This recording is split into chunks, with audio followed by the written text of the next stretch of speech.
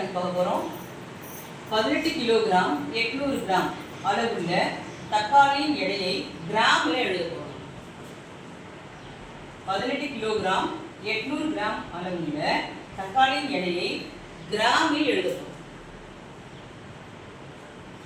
Gram எழுதுறது என்ன பண்ண பாருங்க. இப்போ மொத்த கணக்கு எழுதிப்போம். 18 கிலோகிராம் 800 கிராம்.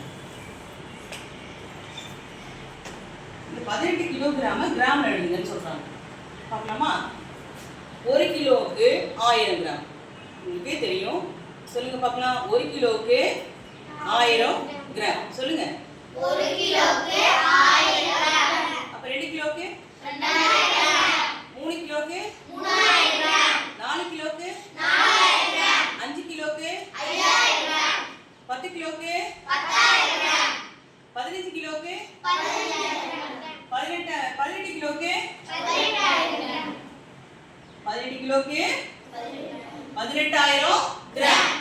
18 கிலோவுக்கு 18000 கிராம். 18000 கிராம்.